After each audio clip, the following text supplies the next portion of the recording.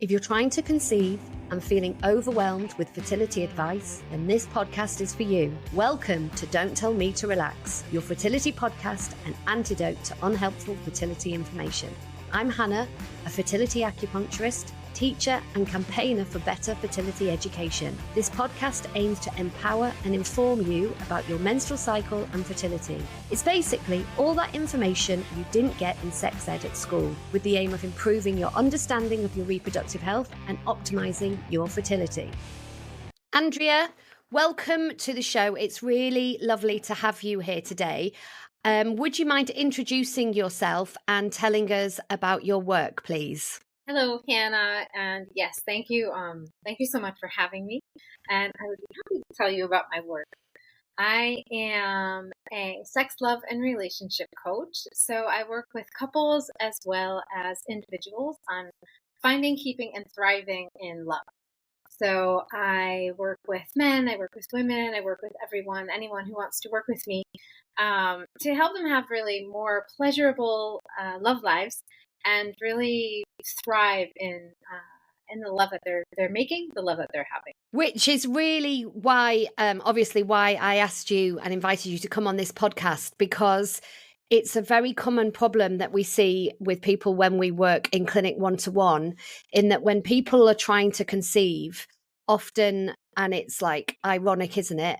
But often what happens is that sex becomes difficult and it loses its connection and enjoyable parts, and all of the things that are great about sex become not great about sex. And there's always that common phrase that people who, when the same people who say just relax and it will happen, often can say things like, oh, it's fun trying.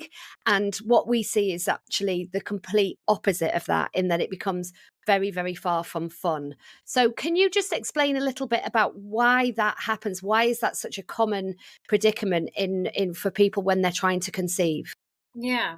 I would even just take a couple steps back and say that for many couples, that they're not having the sex that they want to be having or that they thought they might have with this partner, or in some way their sexual lives don't seem to reflect the level of beauty and friendship and love that they actually feel in their lives.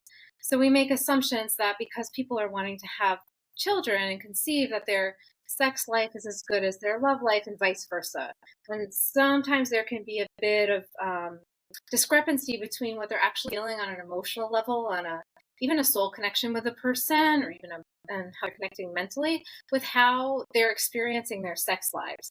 And so that is one, when I work with couples, that's kind of the first thing that I look to understand is, what is that holistic view of your relationship, and where do you feel like there's great connection and fluidity and expression, and where does it feel like actually we have such a great relationship? I hear this over and over again. We have such a great relationship, but it's sex that just isn't what we'd like it to be, and it's a shared desire sometimes, or sometimes it's one person or the other that'll desire a different experience.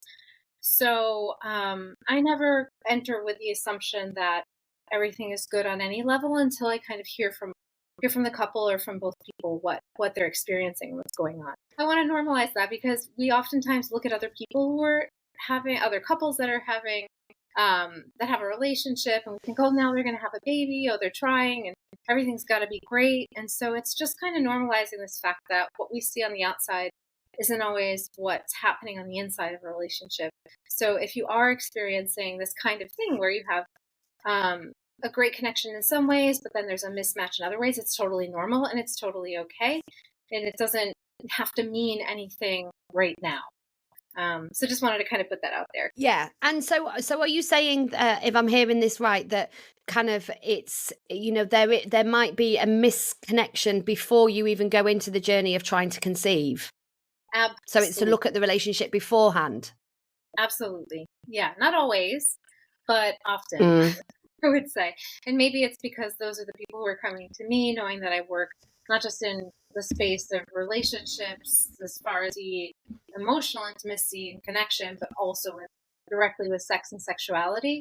And that's not something that every couples therapist will work with or couples coach will work with. I work specifically with sex and sexuality as much as with emotional, spiritual, mental connection, that kind of intimacy as well. So we work with intimacy in a holistic, a whole whole human kind of way. Yeah, because really, you can't really separate these things out, can you? Well, that's a choice. That's another choice. So you don't have Mm. to have this kind of relationship that looks any particular way. You don't have to connect in any one area. There can be kind of like a mix and match sort of thing of we connect really well emotionally, but then I go for my kind of intellectual stimulation to my friends, and then, oh, we connect okay on a sexual level. That's all right, but then I go to tango because that's where I can really explore some parts of me that my partner isn't really open to seeing or being with. Totally okay. As long as you decide that together. I always feel where I test for where it might not be so okay is if one person or the other isn't aware of what the agreements are. So are there Mm. agreements that are unspoken? And not everything needs to be shared. This isn't making the assumption that everything needs to be shared and all the details to be kind of coordinated and worked out. That also is that navigating of, okay, what do we share? How much do we share? What areas do we want to explore within our relationship that feel really good, and what wants to be explored outside of our relationship that feels good for both of us? And staying in that space so there's no deception. Deception happens when one or the other person steps beyond and together kind of boundaries of what's being agreed upon. Is that all making sense? I'm kind of speaking Yeah. a little bit outside No, of no. This no, this is good stuff because the thing that we see a lot in clinic is that people often get to the point where they really do not want to have sex. So, they're trying to conceive. They know that they need to have sex through their ovulation window, and they find that the pressure can be too much. So the man isn't able to get an erection, isn't able to ejaculate. They aren't, or that they only have sex during that time and it becomes very functional. There's not a lot of joy. And often, a common issue around fertility is people just not having enough sex to give themselves the best opportunity with each cycle. And then you just become very quickly locked into a negative cycle of feeling stress then affecting your libido. It's very, very complicated, and people often really struggle of how to unpick that and what to do next. What thoughts do you have around that scenario? If you find yourself getting so kind of into this funnel or into this loop of, oh, it's getting more complicated and it's feeling like we're going on this we're in a spin, we're sort of spinning out, then, and I would say if you've tried everything, then I would say definitely speaking to a therapist or a coach can help. So the first step, though, is speaking to one another. So if you're able to really talk openly, and not everyone can, so the people that we sleep with and are intimate with can be the most difficult to actually have intimate conversations about sex with, despite the fact that those are the people that we're having it with, especially when we make it mean so many different things. So if we're having sex or we're not having sex, this is what it means about our relationship. This is what it means about how much I want to have a baby and you don't. This is what it means about how committed you are to our dreams or you're not. What we make it mean and how we're interpreting what's happening can really begin to affect then what is actually shared between people. And it can get really knotted up and confusing and confused. And then there's pressure and there's time pressure and all the things feel really overwhelming. So it can help to get some support. Also to have support from community. So how communities or groups with other people, other couples that are experiencing similar things can really, really help as well. If you have one or two family members or friends that you can speak to that you know will be non-judgmental, and be able to listen and hear you with an open heart and mind. Usually it's just one or two people that have those special skills that can really help support a couple as well. And then there are tactical things, and I'm happy to speak to those things as well. Some of the things that I do when I work with couples or suggest that people try that I can share, I'm happy to share as well too. So yeah, because there can be different reasons why blockers are coming up or certain patterns are playing out that could have some the situation and could have things to do with what was going on way before you guys even started to want to have a child together and begin that process. So before, let's say if before a couple are ready, let's say they're before they're ready to go and speak to a therapist, what things would you suggest people try before they get to that point? Like, what are the common sense things that people could do themselves that might help this situation? So talking about it from a place of sharing what you're experiencing emotionally versus what can come across as criticism or blame or anything like that. So, having connected conversations about difficult subjects is actually a skill that we don't usually learn. So, having those kind of conversations where you're able to really share what you're experiencing, the meaning that you're making, what's happening for you, and then having that space to listen to your partner and hear what they're experiencing, they're making, and what it means to them without having it be kind of like, okay, and then the consequences are of this conversation, without having it be anything that is going to mean one thing or another again. So I have a free ebook that I'm happy to share. I just penned on how to talk about sex. So there's some really good tips in there about conversation starters, when to have the conversations, how to have the conversation, structure around languaging that you can use to get you started, and how to hold yourself so that you can be with whatever comes up in those conversations. Communications are really, really big ones. So talking about it is I would say the first step. That sounds super helpful because I think, I don't know whether it is, everyone always talks about the British and their inability, to talk openly about sex and, the whole kind of British mentality. I don't know whether that's still true or not, but I think that I often hear people in clinic reflect to me that they find it really difficult to know what to do, how to have that conversation, and where to go to get that support. And people often feel embarrassed that they don't want to talk about it with their family or friends. And there's a lot of shame and a lot of guilt and a lot of fear around the inability to have sex or the fact that they don't enjoy sex anymore. And it's really hard, isn't it? Of like, where do you go with all those feelings and thoughts? So if it's a structured kind of workbook to look at, I think that would be a really, really helpful starting point for people. Yeah, yep, it is. It's there. It's free. Anyone can pick it up and use it. I also have other free resources on my site that people can use to access the erotic and getting to know themselves in a different way, because that's another opportunity, let's say, with all of the pressure and all of the things happening. This sense of play and joy in connecting intimately can really get lost. And so it really wants a conscious kind of reframe of saying, okay, now that we are dedicating time and energy and intention to this space, how can we keep it light and how can it be playful? How can we learn about ourselves in whole new ways? Now that we've really dedicated this time and attention to this part of our lives when many couples just don't. So one way of kind of rethinking things is for couples who are conceiving or in couples who aren't conceiving, the first kind of rules from sex therapists or sex coaches will be schedule in sex.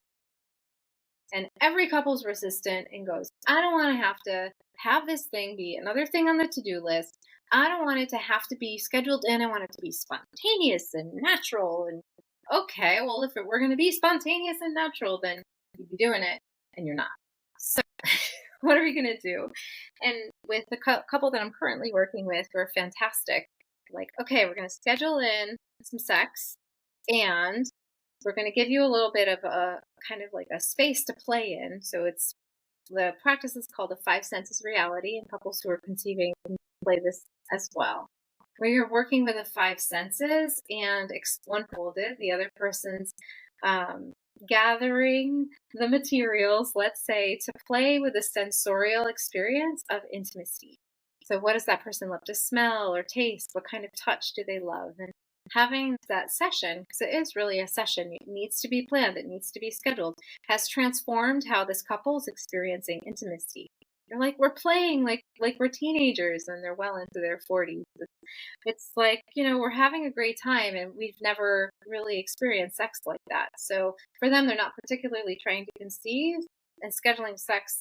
So it's a little bit different, but it's worked also with other couples as well, who've been in a different space, of bringing play back in, and that freedom and joy to just explore and not to have it lead to anything or be anything in particular. It's really creating the intentional space and time to have that time together. It can feel like a bit of I don't know if paradox is kind of the right word, or counterproductive, especially if you're considering conception, but taking out that pressure for every single time to have to lead to penetration and sex is also a key to relaxing and helping both partners relax.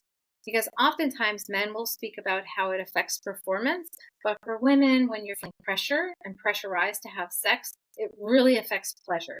And that has a knock-on effect on how your partner experiences sex as well, especially if they really have a generous heart and would love for you to experience pleasure when they know you're not. That also feeds the shutdown as well. So that can kind of become an agent for this not so helpful pattern of shutting down during sex for both partners, and make it really not very fun at all. Yeah. So what would you say, because the issue obviously that we see a lot in clinic is that people are very much focusing on sex around their ovulation window. So let's say they're tracking their cycle, they're using ovulation predictor kits, and they're like, okay, we need to have sex today because I'm ovulating and it has to happen now because this is, the most likely time to conceive. How can people get around that kind of pressure of that situation? Have you got any kind of tactics? Because in that situation, it often does become very much perfunctory. We've just got to, lots of people say to me, we just have to get it done. It just has to get done. And, and that, it's not always the best, because sometimes the partner can't then perform in that situation with that pressure. What would you say in that situation where they know they just have to do it, or they don't have to do it, but they're sort of feeling that they have to do it at that point in time? So if you expand that window to the entire month, expanding that window of when you're connecting intimately, it takes the pressure off of that one-shot deal.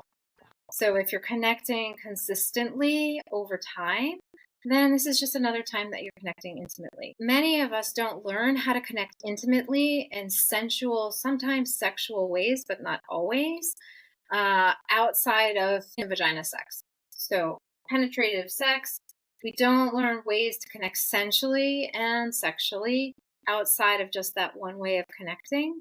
So it feels like we've got to do that one thing in that one way on that one day, and the rest of the time we're just shutting it all out because people are too tired or stressed. Life is busy and they don't create the time or space. Really, they're symptomatic of what actually is stopping a lot of couples from having sex too, is just no connection from one moment to the next. It's kind of like it then becomes task driven. So, of course, I understand that we live busy lives and that everyone has this very kind of like too much busyness happening all the time. And it feels like there's no way to really step back from that. And I would challenge you, if this is a priority in your life, which obviously it is because they're coming to clinic, they really want to have a family, to see where in your life you can get support. So calling on family and friends to come over and clean, or come over and do something that just helps you. If you have other kids, take care of those kids so you can just have some time to rest and kick back, so that you can invest more time into connecting with your partner in intimacy without feeling completely exhausted, disconnected, and just like it's a thing you've got to do. So if you can do that more consistently, then you're just doing it, and it's, okay, this is a time when we're doing it with a bit more intention than normal, and maybe not. Maybe your intention becomes every single time we're connecting in pleasure, we're connecting intentionally to be there with our partner. physically, emotionally. Mm. That's the ideal. And then life is tricky. Just recognizing that. So would you say then, I guess, I'm not going to put words in your mouth, but what do you think then around, using ovulation predictor kits and all the kind of femtech around spotting your ovulation window? Do you think that's a help or a hindrance when people are trying to conceive?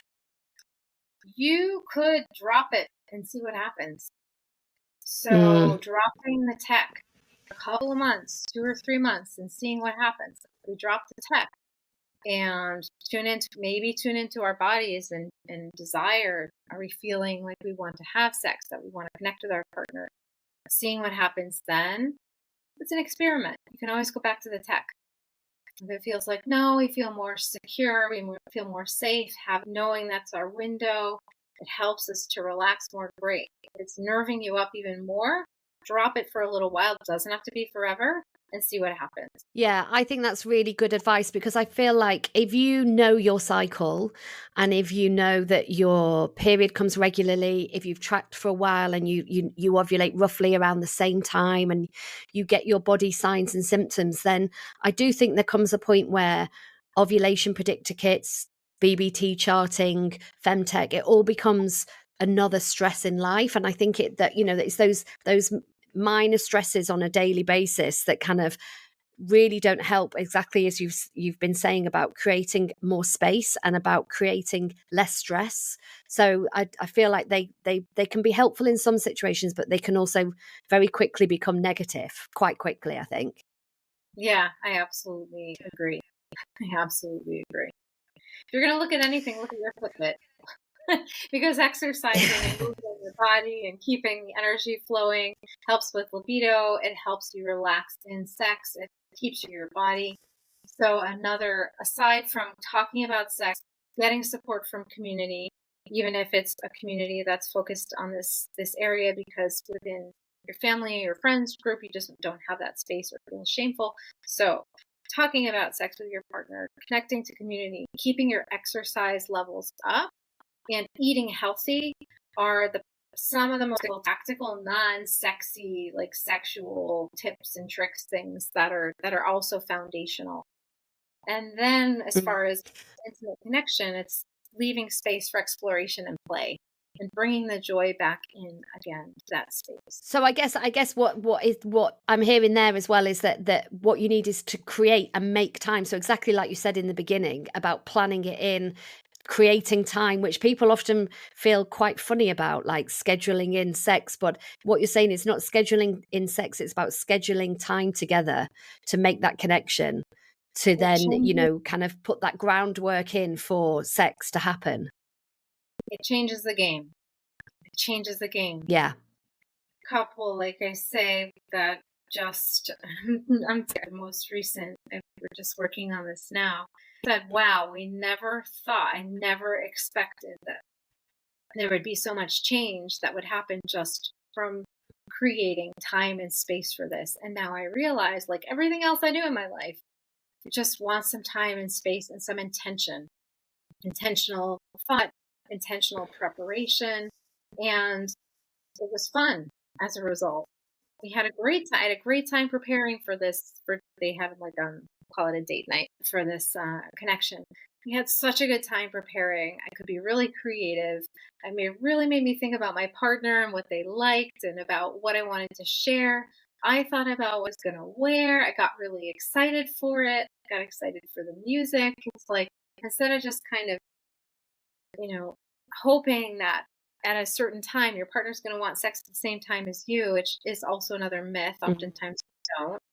Yeah, as both people knew and could prepare and get themselves ready for what was going to happen. Not everyone experiences spontaneous desire. Some are responsive in the way we experience desire. So having something to look forward to for those who are more responsive, knowing that they're going to get the time and attention from their partner, knowing they could slow down and maybe have more time to warm up, have more time in foreplay, to have more time really just being together with their partner without having it to be rushed or anything else, feels oftentimes really good to the nervous system. really good to the body and really, really opens you up for pleasure in whole new ways. So I can't say enough for scheduling in beautiful, intimate sex.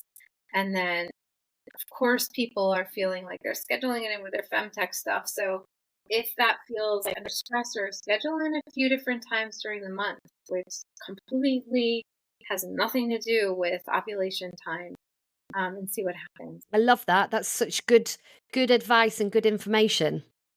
Yeah, well, it works. I've seen it work over and over again, so that's why I share it. Worked for me, it works for the people I work with, continues to work for me, continues to work for the people that I work with. So never good. So tell me, if somebody was to be interested in working with someone like yourself, what would happen in an actual session? Like if a couple came to you, what do you do in a session with them? So in the very first session, it's usually a visioning session. So what are you experiencing now? And what would you like to experience instead? So if everything could shift or change, then what would good feel like? What would great feel like? Where do you want to be and where are you now? Understanding where people want to go to and get to is fundamental in getting I'm a coach, so we work on focusing pretty quickly on moving people through to where they want to be. I'm a therapeutic coach, so there's space for exploration, but really, really having that idea, okay, where do you actually want to be? What would a beautiful, healthy sex life look like at this time, this very particular time that you're in together? What would it feel like? What would you be experiencing more of? What are you, and this is for both people, because times are very different, and one or the other person doesn't even realize it about their partner. Oh, I didn't know you wanted that. Oh, that's really interesting. I didn't know that was where we were going. Oh, really? Okay. And so getting them to create a shared story about where they're going to is really a connecting kind of practice. It brings clarity, it brings focus, and it can help us really get direction. It also begins to tease out some of the places in the relationship and the relating that may want a bit of focus and attention. So for couples who come just about their sex life, pretty much 100% of the time isn't just about their sex life. There'll be something in the way that they're relating, something in the dynamic of their relationship that also wants some attention, something within themselves that wants looking at with Joel. So it's an individual journey, it's a couples together journey, relational journey, as much as it is a journey through desire and understanding what people want to have. And it's so funny, isn't it? Because in a relationship, it's not the kind of thing that you just assume. There's so much around assumption, isn't there? You just assume that you're going to have sex. You just assume that this is what it's going to be like. There's never that. Well, there's not often that forethought, conscientious conversation about what it means and what it looks like for each person. It's not something that we discuss or that we sort of talk about a lot, but it makes so much sense that would be a really healthy way of looking at it, like everything else. And even couples who have been together for years and years, sometimes never talk about what they're open to and what they'd like to experience. So it can feel challenging. It can feel really challenging for a couple.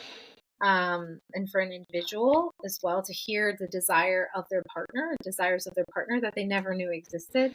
And it can also be really revelatory, and it can open fresh new pathways to connecting, to experiencing pleasure, to experiencing sex that they never ever imagined.